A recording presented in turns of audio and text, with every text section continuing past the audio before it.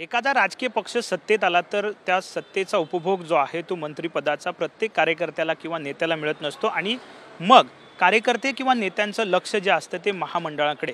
गेल्या 2.5 वर्ष सरकार होतं, आता पुन्हा एकदा महायुतीचं सरकार आलेलं आहे, परंतु अजूनही महामंडळाचं वाटप जे आहे ते झालेलं दिसत नाहीये। परंतु याच महामंडळाच्या वाटपावरती महायुतीने आता शिक्कामोर्तब केल्याची माहिती समोर आलेली आहे। या सगळ्याचा आढावा आपण या व्हिडिओमधून घेणार आहोत। TV9 मराठीच्या वेब व्हिडिओमधून ही सगळी माहिती जी आहे ती तुम्हाला देण्याचा मी प्रयत्न करतोय।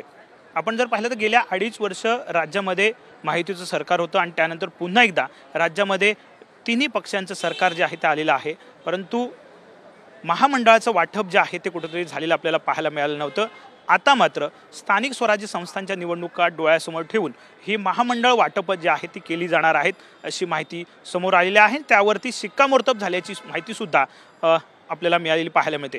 या महामंडळाच्या वाटपामध्ये आपण जर पाहिलं तर मोठा भाऊ म्हणून भाजप जे आहे ते असणार आहे। भाजपचे आमदारांची संख्या जी आहे ते अधिक आहे आणि त्यामुळे याचा वाटा जो आहे तो भाजपला अधिक मिळेल। जी संख्या समोर आलेली आहे 44 महामंडळ जे आहे ते भाजपला मिळतील। त्याच्या खालोखाल शिवसेनेच्या आमदारांची संख्या आहे, त्यामुळे त्यांना 33 महामंडळ जे आहे ते मिळणार आहेत आणि अजितदादा यांच्या राष्ट्रवादीला 23 महामंडळ जे आहेत ती मिळणार आहेत। हा फॉर्म्युला जो आहे तो महायुतीचा समोर आलेला आपल्याला पाहायला मिळते।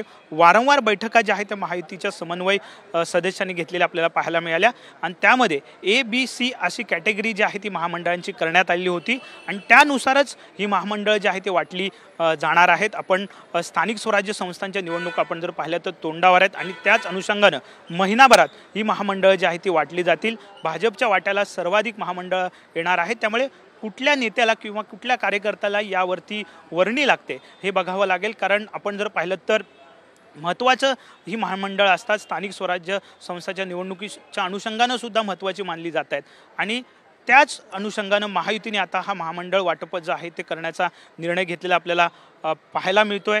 साहजिकच स्थानिक कार्यकर्त्याला किंवा नेत्यांना स्थान कुठेतरी एखाद्या ठिकाणी देण्यात यावं यासाठी महामंडळांचं वाटप जे आहे ते प्रत्येक जेव्हा सरकार येतं तेव्हा केलं जातं, परंतु गेल्या 2.5 वर्षापासून महायुतीने केलं नव्हतं। आता पुन्हा सरकार आलं तेव्हा सुद्धा ते सगळी लिस्ट जी आहे ते वेटिंगवर होती। आता मात्र यावरती शिक्कामोर्तब जो आहे तो झालेला आहे आणि महामंडळाचं वाटप येत्या महिनाभरात होईल।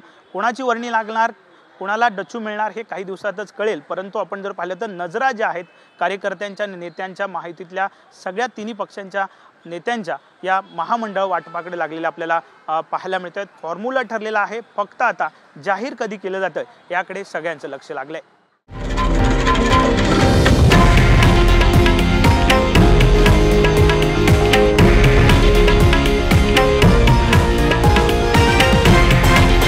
हे आहे देशातील नंबर 1 न्यूज नेटवर्क आणि आपण पाहत आहात TV9 मराठी, एकमेव।